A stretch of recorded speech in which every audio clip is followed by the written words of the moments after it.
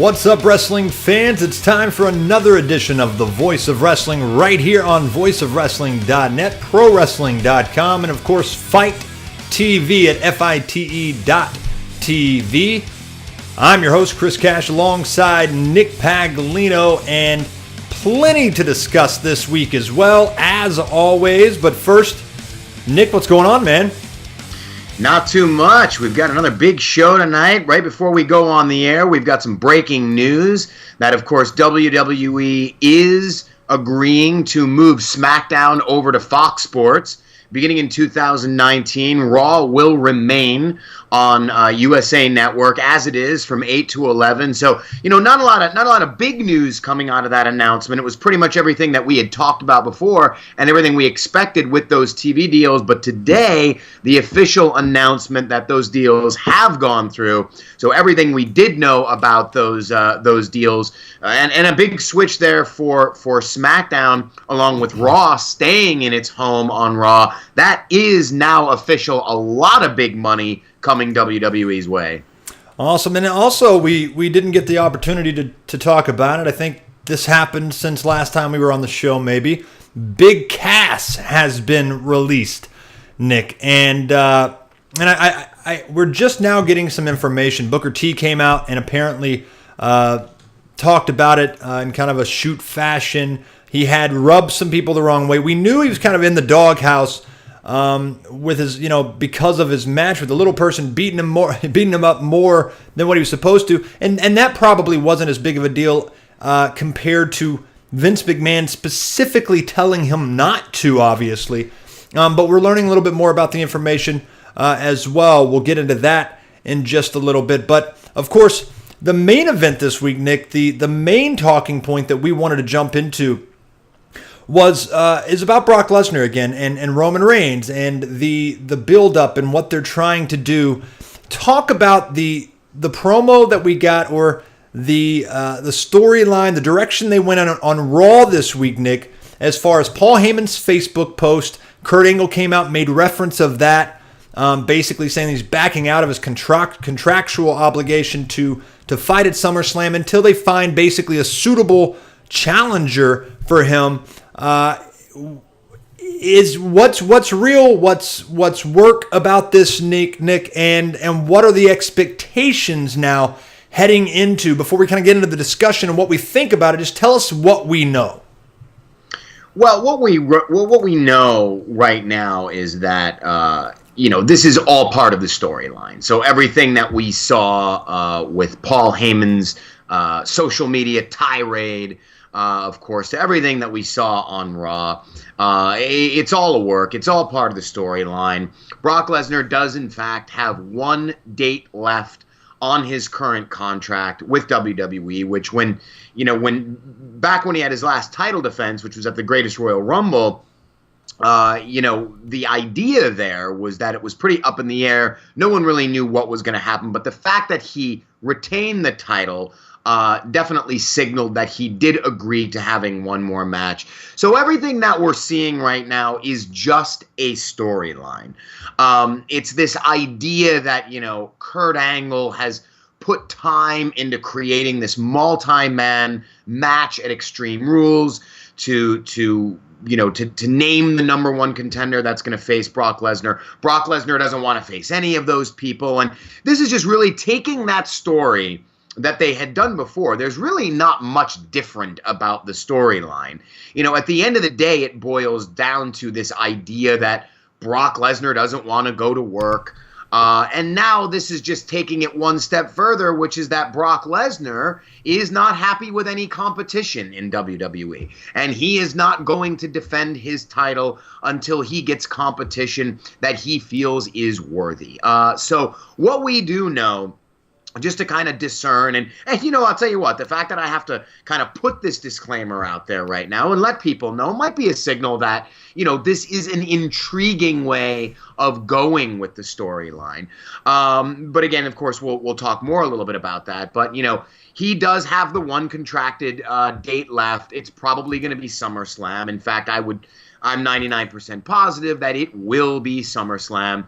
And the idea right now, the working plan right now remains for Brock Lesnar to face Roman Reigns one more time for the Universal title.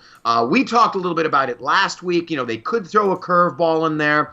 Maybe they'll announce a different contender. Maybe they'll go with a guy who's a little bit more over, someone like a Seth Rollins. They could even have Roman Reigns face Brock Lesnar, and you'd have that big Braun Strowman Money in the Bank cash in.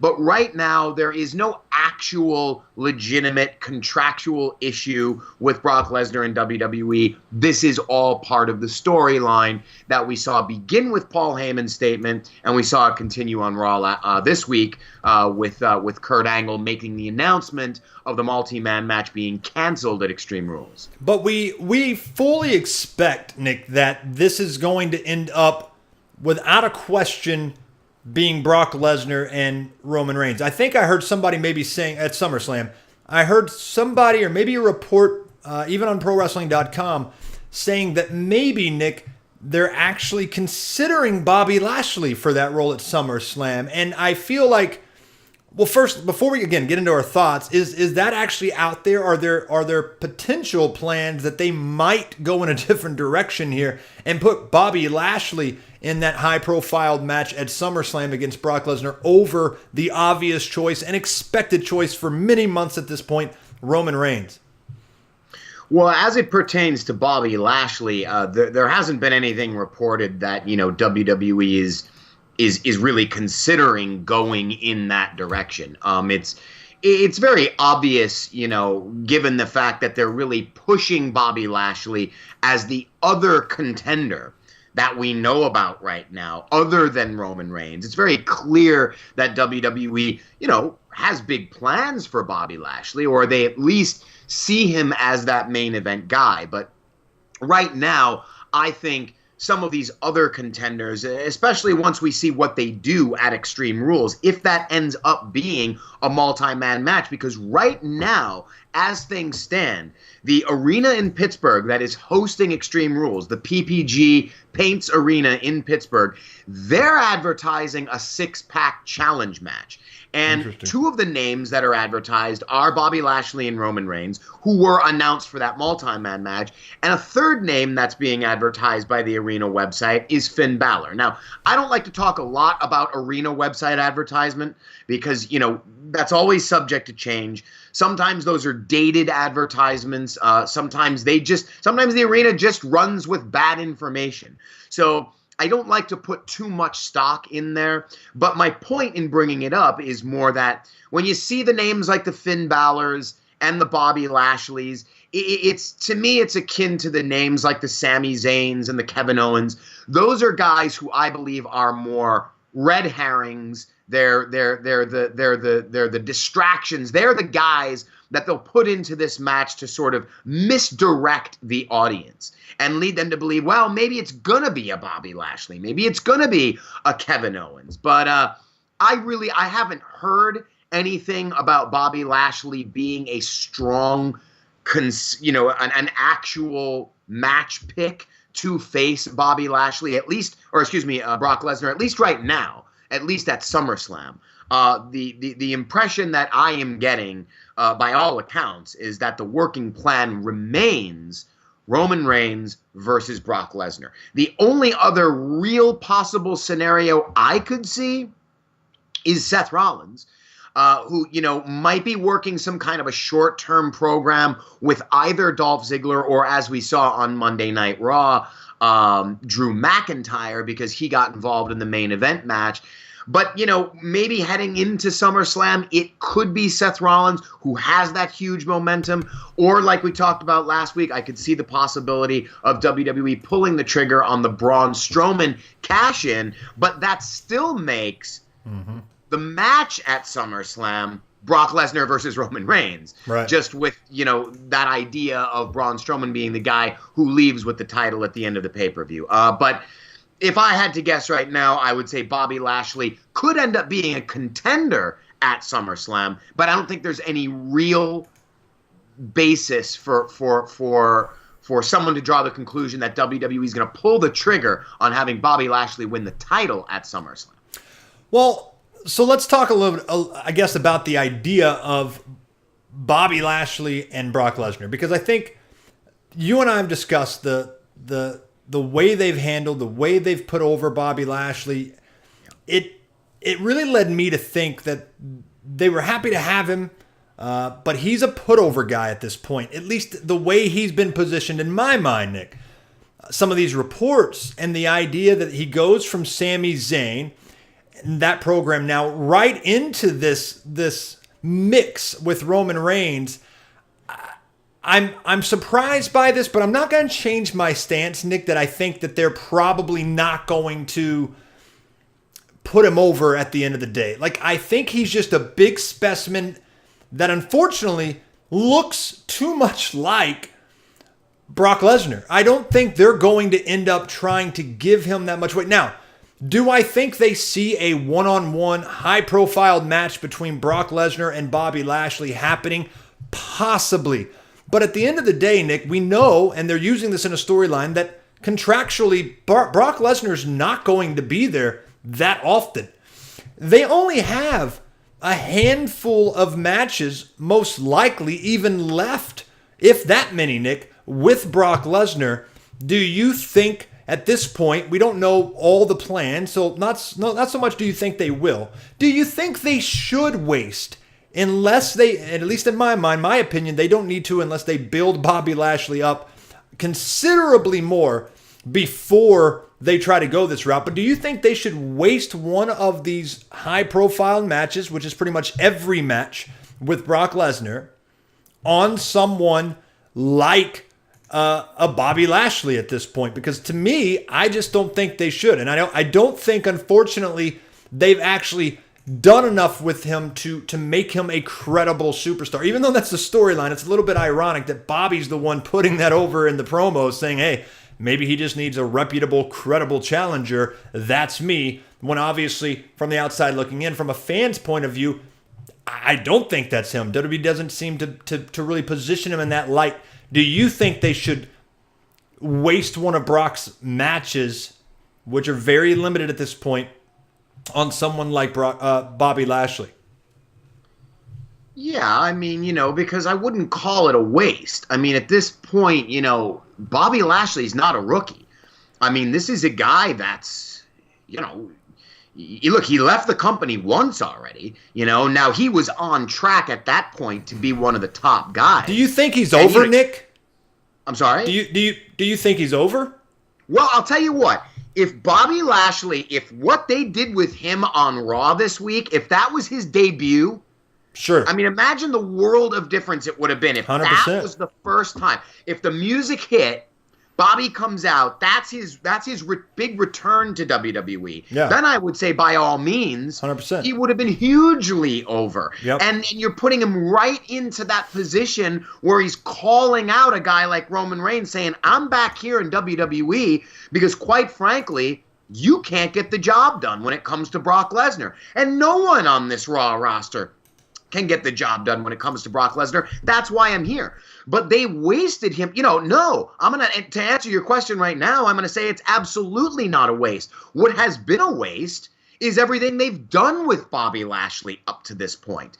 It has accomplished absolutely nothing. And now Sami Zayn's on the shelf with an injury, leaving WWE to basically hit the reset button on Bobby Lashley. As far as I'm concerned, everything Bobby Lashley has done in WWE since the day he returned in April after WrestleMania has been a complete waste. I could block it out. It achieved absolutely nothing. Nothing for him, nothing for the state of the main event picture. Maybe it did a little bit of good for Sami Zayn because we got to see some really great heel mic work out of him. But he's off now, and he's not going to be on TV till probably WrestleMania season next year. Right. So are you going to remember any of this come next year? I think that was a true, I don't want to say burial of Bobby Lashley because he can come back from it. And it does look like the audience was responding to Bobby Lashley last night. But yeah. I guess my question is, were they responding because he was the guy that was on the other side of the ring from Roman Reigns? Right. the fans are so sick of seeing Roman Reigns in this position that if I were the guy that was challenging Brock Lesnar, the fans would probably accept it more than Roman Reigns right now. So it could have just been a case of, Bobby Lashley was the guy. But look, it's not like the crowd has been dead for him or the crowd's been booing him. Sure. I think, is he over? Yeah, to a certain extent. Did WWE just destroy how over he could have been? Yes. But that doesn't mean that it would be a waste to see him in a title match. And I guess, too, when you ask that question, are you saying it's a waste because to put him in a match like that only to have him lose hurts him going forward and his momentum? Well, I don't think that because they've already killed him. I agree. And not killed him, but they've already done. It's. I think it's a waste. I think it's a wasted match at this point because I don't think he's credible. I think it's an obvious throwaway match for Brock at this point if they go in this direction. Here's what I'll say about it to kind of switch and use Roman in this conversation. At least in my mind, Nick, Roman is without a question the guy to go with. You know what I mean? Like, he's the guy to go with because at least he's over. He's over to a point that the fans react. Now, you and I have debated or we've talked about and discussed turning him heel 100 times. I think they need to go in that direction. They don't necessarily have to spell it out for the crowd, but they definitely need to make it obvious that that's what he's trying to do. He's at least over. So Roman Reigns versus Brock Lesnar, which is probably the direction they're going to go in, is still the direction they need to go in for SummerSlam. I think Bobby Lashley, you mentioned it and I agree with you. I think after the Sami Zayn injury, it is now a reset time for someone like Bobby Lashley. And I also concur that if they would have started Bobby Lashley's return and reemergence back into WWE with this week on Raw, with his promos and everything, it was 100% better. If he had never had the sister angle, if he never had the Sami Zayn stuff, I feel like, yes, Bobby Lashley would be over 100 times more than he is right now. The problem, though, is he is no credible contender at this point for Brock Lesnar. They need to put Bobby Lashley in a recycle bin, and they need to start throwing him some people that he can demolish. They need to also keep him off the mic. This week, he was 10 times better, but he's still 10 times less than superstar quality on the mic, Nick. Bobby Lashley has to stay off the microphone, in my opinion, in order to be able to get over truly. Allow his brute strength, his athleticism, his in-ring experience, everything he's got going for him to speak for him. Because unfortunately, when he opens his mouth, I'm just sitting there on pins and needles most of the time, Nick, waiting for him to have some sort of flub of some kind. I expect him to mess up. It's awkward. It's uncomfortable for me. And I would imagine that most people feel that way. And if they don't, it doesn't really matter because most likely he's going to flub up eventually and you're going to understand how I feel. It's just he's not consistent enough to let him keep going out there and make. And these aren't just little short hiccups in a promo. These oftentimes are very noticeable screw-ups by Bobby Lashley. He doesn't feel comfortable, unfortunately. And I think if you're going to use him on the mic, make it sparingly and also make it very concise and to the point and let him just say a few words, a few sentences and get out of there. But I think Roman on the other side of it is the obvious choice, the needed choice, Nick. And I think that as we get a little closer to SummerSlam and as they go in this direction, I think they've got to decide Roman Reigns is all in. We expect Roman to probably win this match, in my mind. I think most people do, and I think that he should. The only thing is, the worst part about it, Nick, is even though the fans still are never going to get on the side of Roman Reigns, in my mind, this week proved it to me. It's been going on a while. Roman is actually at his best right now. Like, I think Roman, as far as his in-ring promos, his demeanor, everything about him, he's got a chip on his shoulder. Not just with the Brock Lesnar thing and him not being there and the whole storyline side of it, but I think he's got a chip on his shoulder because he probably deep down hates the fact that he's not getting over more than he is. He doesn't mind the tweener role, but it's no longer a 50-50 thing like John Cena had for so many, many years. This is a 80-90% of the crowd is vocal against you, I would imagine you have to have some sort of chip on your shoulder. And I feel like it's making him a better character all the way around, a better performer, better talker, Nick. I think Roman Reigns is really coming to his own because of all the hoopla surrounding his rise. And I think it's overall making him a better superstar. So long as eventually, especially when they're going in this direction of putting the title on him, which most of the fans are 100% not going to want, that they follow that up with him continuing to not give a shit, not care what the fans say. Turn him heel without necessarily making it obvious. Just make him act like a heel, Nick, because that's his wheelhouse right now. And he's already kind of playing that role. He's just not going all the way. Yeah, I agree. I guess what it comes down to, though, is, and I'm going to agree with you, and this is WWE's fault in terms of course it is. Look at a guy that you had in Bobby Lashley and the way you could have built him into this, especially when, how amazing is it that all of a sudden on Raw this week, you're getting everything that you wish you had seen, which is Bobby Lashley. I mean, we talked about this months ago when he came back, coming out and cutting the promo about, I'm the only one with the legitimate tools to beat Brock Lesnar. Right. Referencing the MMA background, setting up that MMA versus MMA fight that you can see in a WWE ring. Now, all of a sudden, they're pulling the trigger on all of this. Right. After what? They experimented with making him a character that, they probably should have known. They've worked with this guy before. They should have known that's not his strong suit. True. Now all of a sudden they're emphasizing this. And what happens is when they keep shooting themselves in the foot with these other contenders, guys like the Sami Zayns and the Bobby Lashleys who really could be there, it doesn't leave you with much left. So I feel like you're saying, Chris, yeah, it's got to be Roman Reigns, but that's almost by default. Because there's really nobody left there unless, you kind of fast-track Seth Rollins back into the main event. It looks like Kevin Owens and Braun Strowman are going to be doing their own thing. Mm-hmm. Plus, Braun Strowman, do you need him? Is it overkill if you have him in the main event every month and he has money in the bank?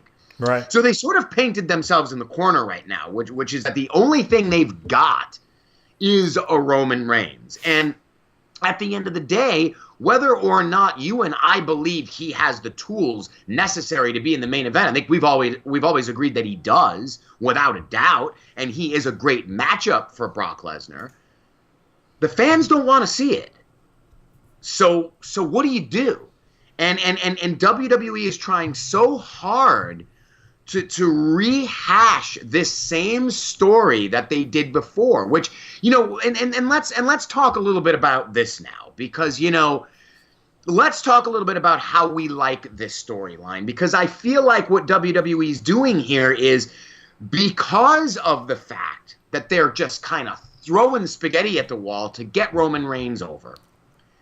While I like the fact that this is a departure from a normal storyline, which is, there's contractual issues and they're really making light of the fact that Brock Lesnar is, in fact, a guy who in real life plays hardball with WWE. He is a guy who is always notoriously difficult to negotiate with, and you never know if he's going to leave and go to UFC. So they're kind of bringing all that reality into the storyline. I like the idea of, hey, look, how many UFC main events get canceled all the time because of issues? Someone doesn't pass a drug test. Somebody doesn't make weight. So, the idea of Kurt Angle having to scrap the Extreme Rules main event because of contract issues, I like that. That's sort of an out-of-the-box type storyline. But at the end of the day here, though, if we were to sit here, and I know we don't love to do this, but if we're going to poke holes in the logic of this storyline, it doesn't make much sense. What is Kurt Angle coming out here for, saying, and then he did this tweet. Kurt Angle did this tweet. I don't actually have it readily available, but this was after Raw, and he said something to the effect of, I apologize for the main event being canceled at Extreme Rules. Brock Lesnar continues to disappoint as Universal Champion. So why the hell does he not come out there and say, guess what? I worked my ass off to put together an Extreme Rules main event that I thought everybody would love. And now I get a phone call earlier today saying that Brock Lesnar is reneging on his contract because he's unhappy with the competition, and he says he's not going to show up to work unless he gets better competition. Well, I'll tell you what, Brock, you don't have to come to work anymore because you're stripped of the title and you're fired. Who would allow something like this to go on? Does the champion not in boxing or in UFC just not defend his title because he doesn't feel like it? Well, if he doesn't, he's stripped of the title and he's fired. So, but here's the problem. Instead of having Kurt Angle be that baby face that comes out and tells you this, they give that role to Roman Reigns again. So Roman Reigns is the guy that comes out and reinforces one more time. And I mean, come on, Chris. We get this already. The Brock Lesnar doesn't care about you. He doesn't care about us. He doesn't care about me. He doesn't care about Lashley. He doesn't care about the fans. We've heard it.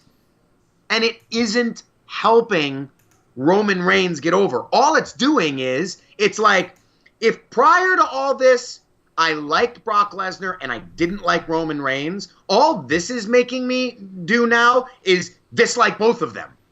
So, I don't understand the logic here. What did you think of the angle overall, the way they're handling this contractual issue, and the obvious logic holes here, which are that who would allow a champion to just do this without stripping him of the title or firing him? Well, you and I have always, Nick, kind of differed in the sense that I don't necessarily look at the logic of wrestling to the same degree that you do. But I think when you go back, I think they've changed their entire game plan as it relates to Brock Lesnar because of what we've discussed, in the sense that they want to get Roman Reigns over so much. I think they're so helping. Nick, you've seen the reports. We've all heard and seen the reports of how Vince McMahon is, how he doesn't like to be wrong. And I think that they are refusing to admit that they've been wrong on numerous occasions with Roman Reigns. This isn't the first time that they've been wrong about a superstar in the past, and it won't be the last. But this one stings a little bit more for some reason to me. Like, it seems like it stings them more to see Roman Reigns not getting over the same way. And so they've thrown everything at the idea of trying to get Roman Reigns over as a babyface. And it's cost us a lot as fans, in my mind. I think the idea that Brock Lesnar won't show up, and that whole storyline, it's been, we back to The Rock and Cena, Roman Reigns and Cena, I think, or whoever. I mean, a number of times they've used this, you've run off, or you don't care about the business as much as I do. I'm here every day. I mean, all of that. We've seen this before.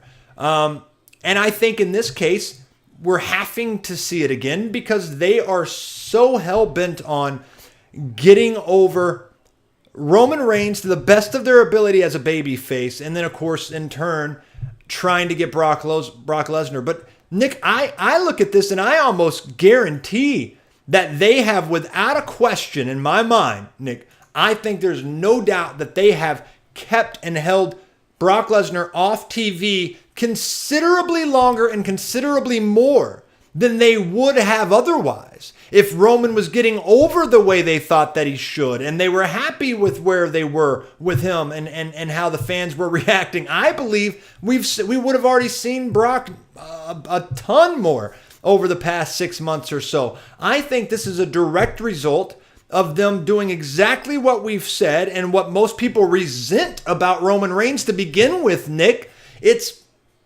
let's do whatever it takes. And let's keep our number one draw, at least male draw, off of TV, despite how much money we're paying him, despite how much money he brings in when he's on TV. Let's keep him off TV as long as we have to get a better reaction out of Roman Reigns. And I mean, it feels that way to me. Do you not think we'd be seeing Brock more often if they didn't feel like they had to take this to the nth degree, Nick, in order to try and get that babyface pop they're waiting on for Roman Reigns? Sure. I mean, look, we've seen Brock Lesnar working more in the past year, 2 years than he really ever has in WWE. Sure. I think if the price is right, Brock Lesnar is going to do anything. Absolutely. It's just really about how much they're going to pay him. But yeah, I mean, well, hey, look, he was supposed to be at these live events. Yep. And he was supposed to be at the TV shows, and they did the whole angle with him just not showing up. I mean, this is and these are paid audiences that are going there under the impression that they are going to see Brock Lesnar, and he's not there. So they are, without a doubt, they're going to incredibly huge lengths in order to kind of, build Roman Reigns, or at least flip that heat, take that heat from Roman Reigns and bring it over to a Brock Lesnar. But again, like I said before, I feel like the problem is you're not making Roman Reigns more likable. You're just making Brock Lesnar a little bit more hateable. Yes, good point. Good point. And I can sit there and I can boo Brock Lesnar because he's not on Raw tonight. And I can boo Brock Lesnar because, he's not going to be at the pay-per-view next month or the following pay-per-view. But when he's finally there and they announce the match and he's and his opponent on the other side of the ring is Roman Reigns. Right. Roman Reigns is the one that's going to get booed. Yep. So it's just, I mean, look, Bobby Lashley said it on Raw last night. It's time to move on from this guy, and I really feel like, and again, you and I can agree that yes, he is a quality contender and he deserves a title shot, but the WWE universe does not agree, and again, we've mentioned this before, at what point do you say we have to pull the plug? I mean, here we are at the top of the show. I'm talking about the confirmation of 2 major TV deals. It doesn't seem to be bothering WWE that people don't want to see Roman Reigns in this spot. Yeah. So, time will tell. When we get to SummerSlam, if they pull that swerve and it's Seth Rollins that's in that match, or it's Braun Strowman that's cashing in Money in the Bank, maybe we'll know that WWE really has listened and they care about the fact that people just aren't buying Roman Reigns. But I'll tell you what, as of right now, it doesn't seem like they're being deterred one bit from that trajectory that they continue going back to, which is Roman Reigns. I want to switch gears a little bit before we have a very special interview, actually. Nick, you had the opportunity to talk with Bill Apter earlier this week because Big Van Vader unfortunately passed away from some ongoing, I think he's had some heart issues in the past, but some heart complications. And so, of course, you had the opportunity to talk with Bill Apter about that, and we're going to be playing that in just a few minutes. And, of course, I send all of our condolences and well wishes to his friends and his family.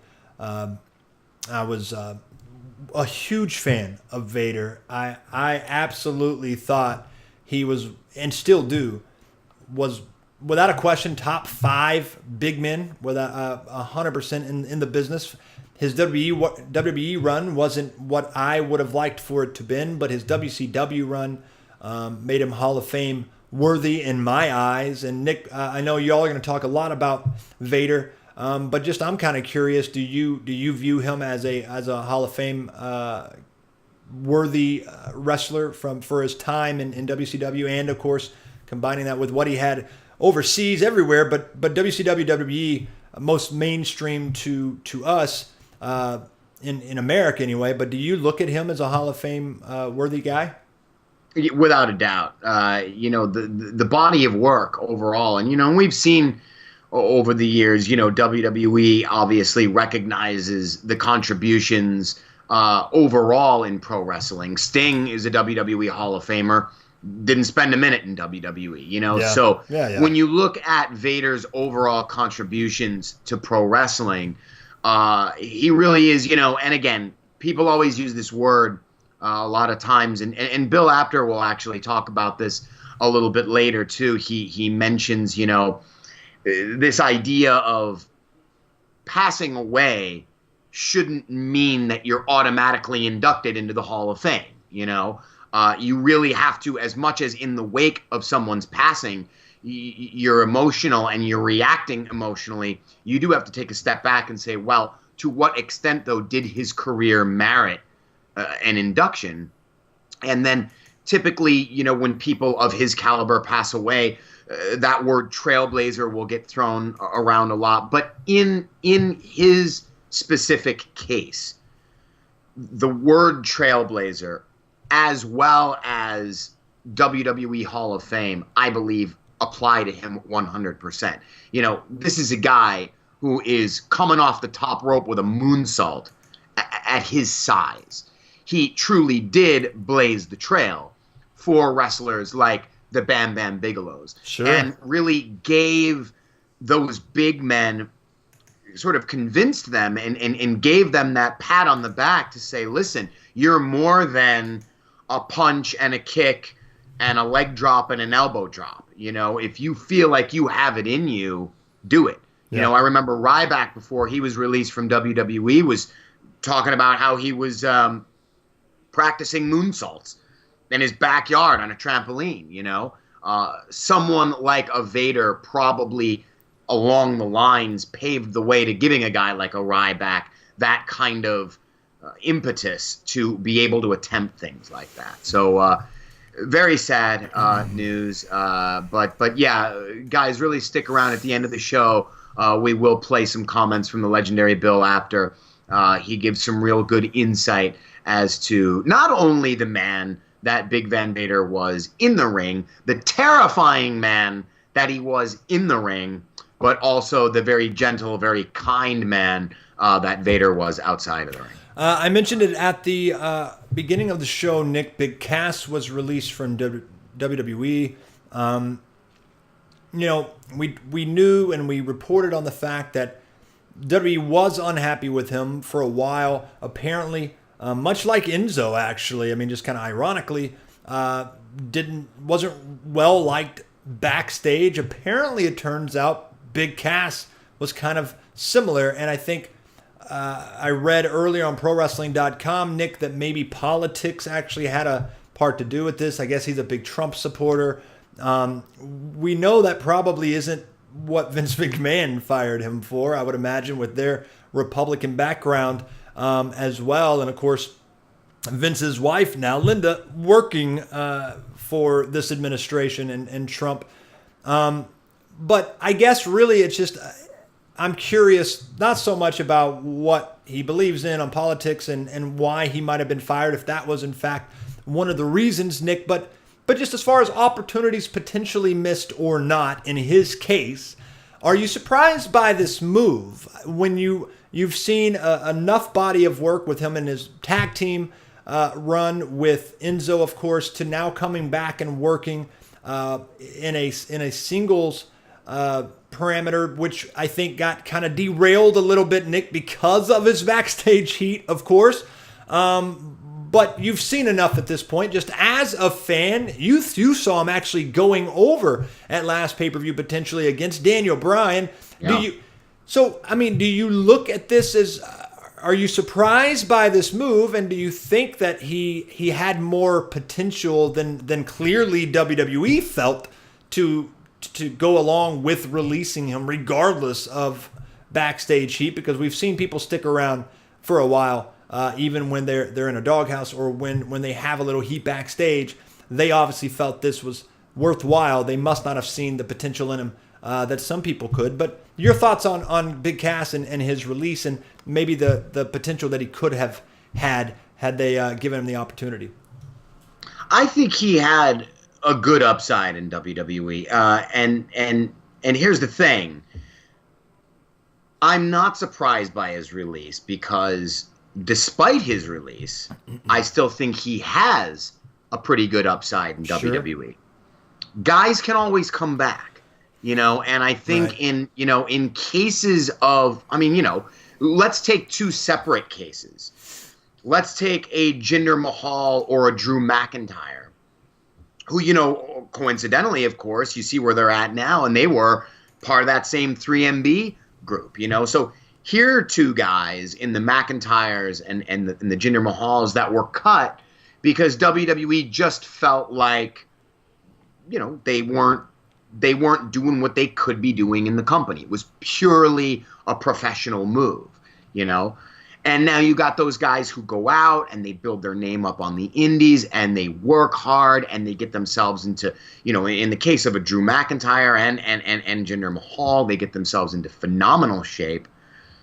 They return better than ever.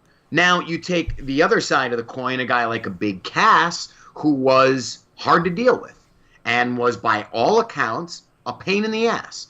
Again, I want to point out that, the whole idea with him being a Trump supporter, that had nothing to do with his firing. But again, it was the way he carried himself in making those opinions known and being very open about those opinions. What is the rule that you always talk about? Listen, when you're in a professional atmosphere, no sex, no politics, no religion. That's usually just something that people avoid when you're in that professional environment. And if you do go to ProWrestling.com, you'll see that I did a write-up because you had mentioned Booker T. He did comment on it, and he said, that was the thing. He said, back in the day, you don't comment on those things. And look, how many times, do you, even nowadays, I feel like maybe we talk a little bit more about sex. We talk a little bit more about religion nowadays, a little bit more openly. But the whole idea of politics, you still don't go up to somebody and say, hey, who'd you vote for? That's more of a private issue that you deal with on your own. So it was his outspoken nature, not only about that, but about everything else, his behavior that I think WWE needed to say, look, pal, you might be a big guy. And you may be a guy that knows that we see your upside and we see a lot of value in you, but you are not above the law in WWE. And, when we're reading reports that, this is a guy who refuses to rehearse, this is a guy who's breaking down bathroom doors on tour buses, it's just enough is enough is enough is enough. And then you combine that with, it's no coincidence his partner is Enzo Amore. Imagine what those two guys were like together at the same time. It's just at a certain point, WWE says enough is enough. Take a hike. And now I think what they're probably doing is, and you never know, they may have even said this to him. Triple H may have even given him a call maybe and said, let's see what you do now. What road are you going to take? Because, Chris, this is what I want to ask you. This is what I think is a more significant question, a more significant conversation as it pertains to Cass. We've seen what Enzo did. Enzo went out. He did the music video where he was sort of taking some shots at WWE. He didn't take big shots at WWE. And here we are now. His release was back in January, and I understood that he was silent because of the whole investigation thing that was going on. So now that that's over, obviously he's been a little bit more vocal on social media, aside from some hip hop videos that maybe people might not like, and aside from taking a few pot shots at the internet wrestling fan and the internet wrestling media. For the most part, he's still kind of a loudmouth, but he hasn't really buried the company too much. And he's been doing a lot of interviews. He went on the Stone Cold Steve Austin show. And, he's talked a lot about, creative plans and things like that. I could see WWE looking at him saying we'd love for him to maintain a bit more of a low profile. But that's probably at the end of the day just not how Enzo is. I'm wondering now if WWE is going to say, let's see what Big Cass does. Is he going to go do that podcast where he buries WWE and calls everybody out? Or is he going to take the high road? Mm-hmm. Is he going to take an indie booking and come out and say, you know what? You look, again, Go back to the Drew McIntyres and the Jinder Mahals. They took responsibility for their releases. They said it was on my shoulders. It was my fault. And I went out there. I worked harder to make myself better. And the company realized it and brought me back. So here's my question. Obviously, the Impact Wrestlings of the world, maybe even the Ring of Honors, the indie promotions, they're going to make plays for Big Cass and Enzo Amore. And they're probably going to want these two to be a tag team on their show. Is it smart for Big Cass and Enzo to pair up on the independent scene, knowing the trouble that they're... Now, let's say, for instance, their goal is to get back into WWE. I don't know. Maybe they don't want to go back to WWE. Right. But let's say their goal is to go back. Would it make more sense right now for them to avoid each other? Or do they prove they can be that fun tag team that everybody liked, but be professional at the same time? That's a good question, and I think my answer would probably be stay separated. I mean, I think you have a better chance, but because you cannot control what the other person's going to do. So if I'm just strictly giving them advice, it'd be to stay separated, because Big Cass doesn't know what Enzo's going to say next, just any more than Enzo knows what Big Cass is going to say. If your goal is to get back, and I think it's questionable whether Enzo really wants back or not. He isn't burying the company, you're right. He's had plenty of opportunities. He's putting a lot of shoot stuff out there towards the fans, towards the situation, obviously, of the accusations that he came under. But overall, he's been very, very cordial and professional as it relates to WWE. So I think he could eventually want... Here's what I think, though, overall happens. To me, I think it's getting increasingly harder, Nick, for people in their situation to make it back to WWE because of the developmental system now. I think they've got so many people to choose from and very little room to do with the superstars they already have on your main rosters and in NXT, the independents they haven't even chosen from yet. I feel like it's going to be more difficult at this point for them to be able to make it back into WWE under just normal, regular situations and circumstances. However, Nick, I'm going to say staying away from a standpoint of the professionalism, staying away from each other probably gives them a better opportunity in my mind to most likely make it back there if they can find a way to get over on their own. But Nick, we know one thing about WWE. We know a lot of things, but one of the things we know about WWE is that they have a weak tag team division. So to me, Enzo and Big Cass, which I don't even think they're talking a whole lot anymore either. I'm not sure that there's a lot of love lost there, if this is even possible, Nick.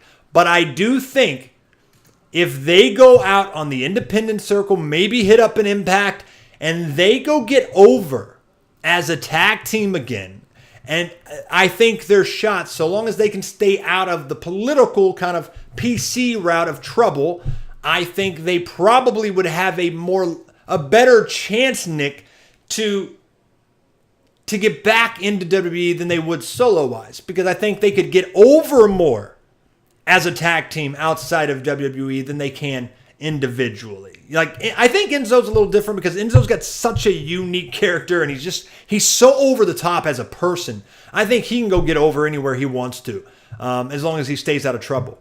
I think Big Cass, his size, that helps him out a lot, obviously.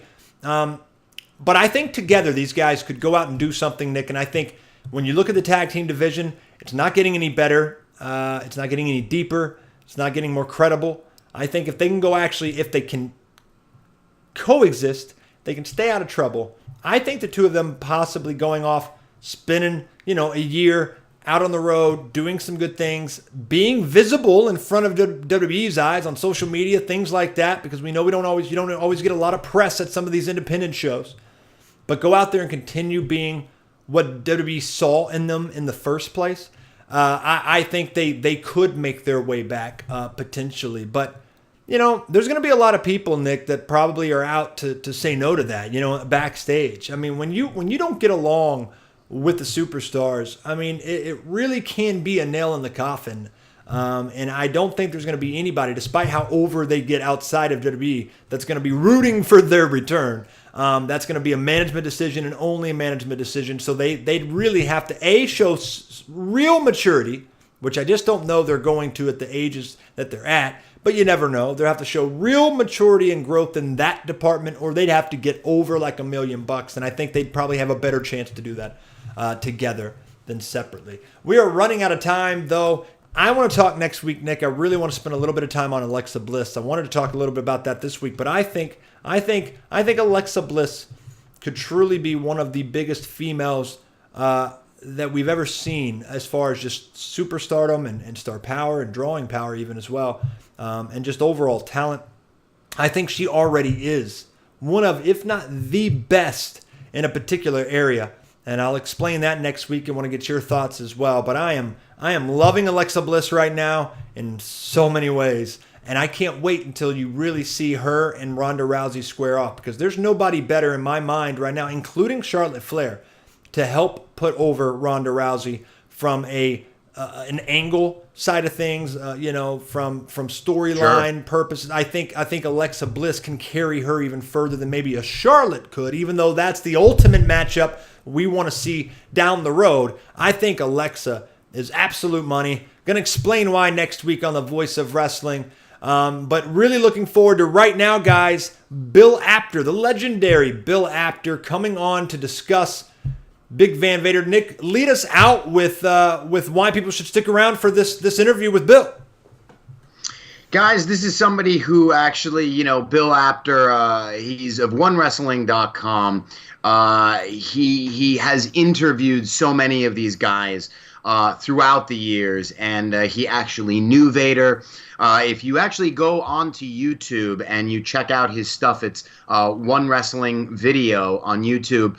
One of his last shows, he even plays a recent voice message from Vader himself. Just a few days before his passing. And, so when you hear him speak about these guys, he speaks about their talent in the ring, but he also speaks about how they are outside of the ring and how other people in the business viewed them outside of the ring. Bill Apter actually spoke with Hulk Hogan last week after the news broke that Vader had passed. Got some great stories from Hulk Hogan about his time working with and knowing Vader. So you get a real personal touch from Bill Apter. So guys, this is my interview with OneWrestling.com's Bill Apter, remembering the legendary Big Van Vader. Welcome back to The Voice of Wrestling. This is Nick Paglino, and I'm being joined right now by a very special guest. I've actually been going back and forth trying to get this special guest on the show for the past couple of weeks, and it's great to have him on. It's unfortunate that it's under these circumstances, but nevertheless, it is great to have him on. He is the legendary Bill Apter. You can check him out over at OneWrestling.com. You can also subscribe to his video content on YouTube at One Wrestling Video. He is Mr. Bill Apter. Bill, thanks so much for coming on the show. Well, thank you, and I'm so glad to hook up with you again. We have a storied history the past few years, and it's great to be back talking with you again. Absolutely. Like I said, it's unfortunate that it's these circumstances. Of course, you're coming on the show today to talk a little bit about Leon Big Van Vader White, who recently passed away at the age of 63. And I was watching your show, which is the Apter magazine podcast that you're doing right now over at One Wrestling Video. And I know you were talking a little bit about it. You had some guests talking a little bit about it. But I wanted to, just sort of as we remember Vader, I wanted to ask you if any memories stand out about him. Both, I know you knew him personally, and of course you know his work inside the ring. So when you think of Big Van Vader in the ring, what comes to your mind? Yeah. First of all, I'm glad you called him Big Van Vader, because a lot of people, he became Vader in the latter days of his career. But the second part of knowing him, when Leon White, the guy that I had met as a younger man in the AWA when he was wrestling for Vern Gagne, when he came up, when that gimmick was presented to him with that great metal head and the smoke that shot out from it, it was great, because here you had a good old school scary bad guy coming down the aisle instead of just another bad guy coming down the aisle. What surprised me most about his ring work, and a lot of people have talked about this, is for a guy his size, for such a huge guy his size, he had no fear and never thought about it twice to get up on the ropes and do a moonsault or any other kind of really death-defying move for someone of his huge size. And every wrestler that I talked to that wrestled against him always said that as tough as he was snug as a bug in the ring. He never really hurt anybody. Yeah, I was listening to the interview that you did with Hulk Hogan right afterward, and he had mentioned that, about really sort of getting beat up and feeling like you went to war with Vader when you were in the ring, but he was very careful still, and didn't really actually hurt people. Do you think that is what because my memories of him were always that I would have to think he was probably the very first wrestler that truly scared me when I watched him perform. He was a scary he guy. was a scary man. And do you think that ring style, that tough ring style, is part of the reason why you were so terrified watching Big Van Vader? Oh yeah, and when I used to shoot the matches at ringside, everything Vader did looked real. Right. It looked like I said, this guy's more like an agile, do-what-you-want MMA fighter than a wrestler. Did you ever hear... Go ahead. Go ahead. No, go ahead. No, I was going to say, but when I first met him, after when he was in the AWA, he was a nice guy. How could I get the magazines and all that? But once he became Big Van Vader, rather than him chasing me to get the magazine, I was chasing him, because he was a great character for the magazines as well. He looked so intimidating in posed photos. Yeah. And when we did put him on the covers at times, those magazines did really well, because people wanted to read about what this guy was really like. And as mean and brutal as Big Van Vader or Vader was, the guy behind that persona was a sweetheart. And somebody mentioned, and I don't remember who it was, that he'd probably be thrilled with all this attention right now. He absolutely loved being in the magazines.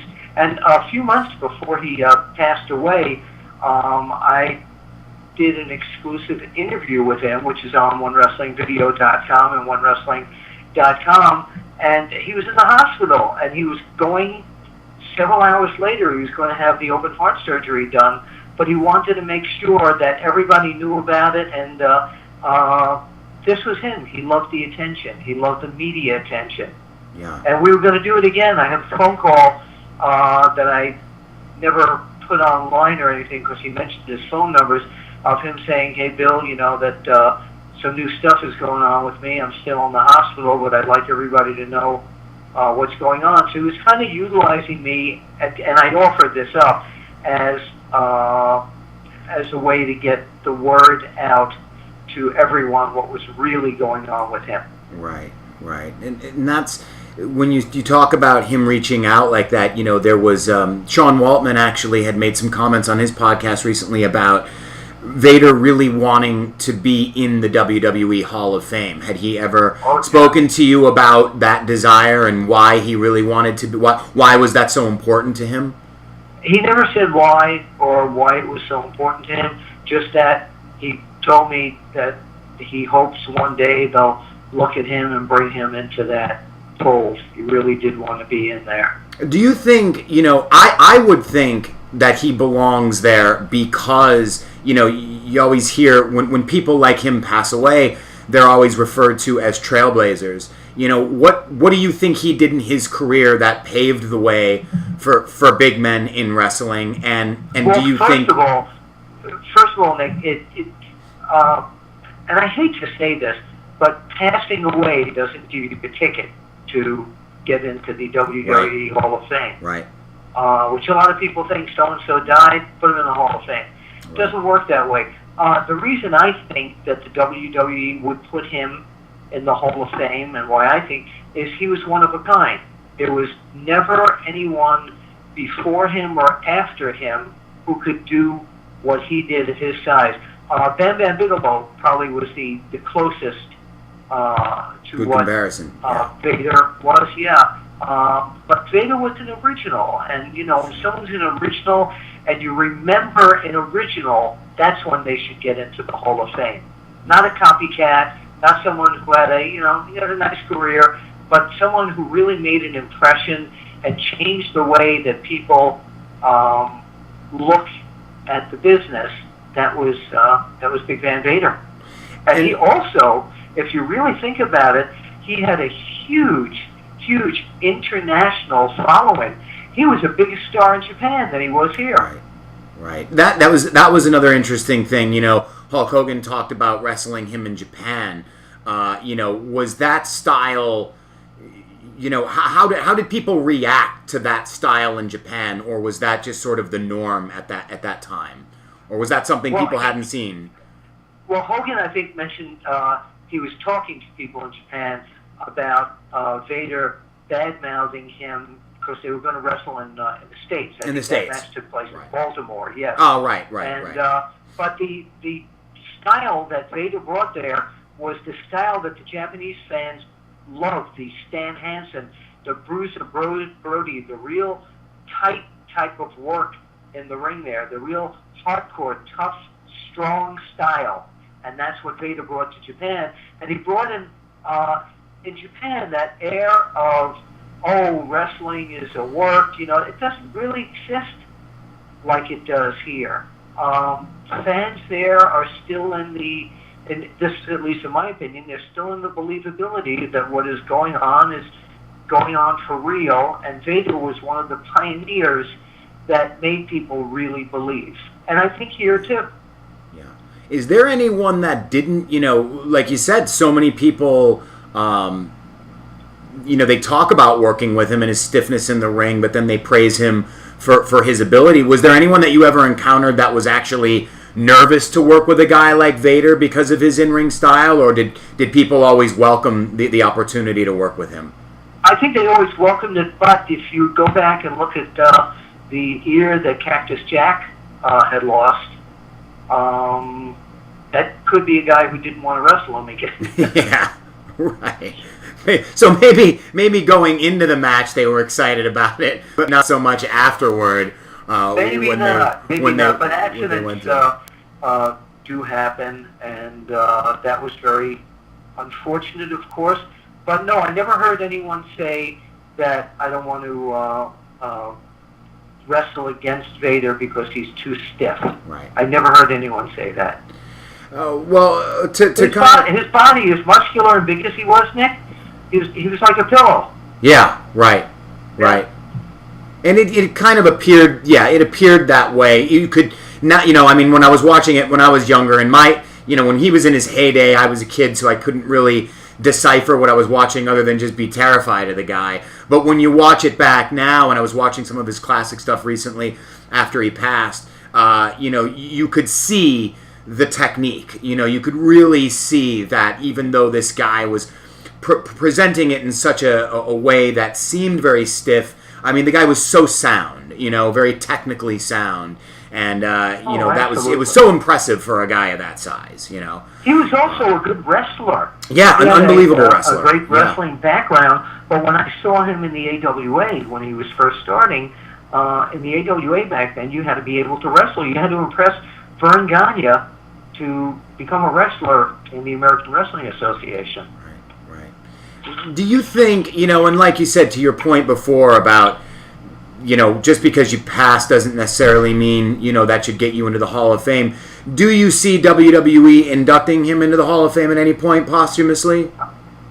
I would love to see that, but unfortunately, I can't. I can't speak for them. I don't know. I don't know what people in the executive level at what point are sitting around the table saying, "Let's figure out who we're going to put in this year." Yeah. Well, I certainly hope it happens. Would I love to see him in there? Of course. Yeah. Of course. I think it's absolutely deserving. And you know what? He had a great sense of humor. But one point that no one's ever talked about him, when I wanted to do interviews with him, he always wanted to talk about it before time to make sure that whatever message Vader or Big Van Vader or even Leon White wanted to get out there, that it was presented properly. Oh, wow. That's really interesting. Yeah. So what would that be like? You would sort of just go over what you're discussing, or did he actually want to sort of dry run it? For example, several years ago at the Legends of the Ring convention, I was going to start doing a video interview with him, and he asked me about something that might have turned into a legal issue, whether or not he should talk about it. And I said, I don't think so. I would just kind of leave it alone. And he appreciated that comment. And then he said, anything else, I said to him, is there anything you want to bring out that you want to talk about regarding your career? And he brought up a few things, and we talked about it, and then we ad-libbed.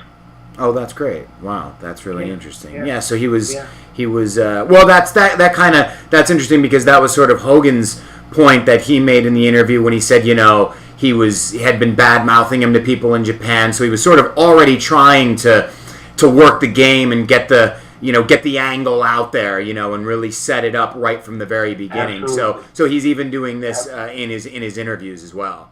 And I must say that anytime I needed to interview him or take a photo of him, Vader time always made Apter time for me. Truly amazing. Well, Bill, I really want to thank you for coming on and talking a little bit about Big Van Vader. These are some really great memories that I think a lot of people probably don't know, and I really appreciate it. And listen, I have to ask you the loaded question. Okay. That I ask you is wrestling fixed? Wrestling fixed? Well, wait, I didn't know it was broken. We'll see you at the matches. Thank you, Nick, for having me on. Thank you, Bill. Talk soon. Bye-bye. Guys, that was the legendary Bill Apter for The Voice of Wrestling. I am Nick Paglino. We will see you next week.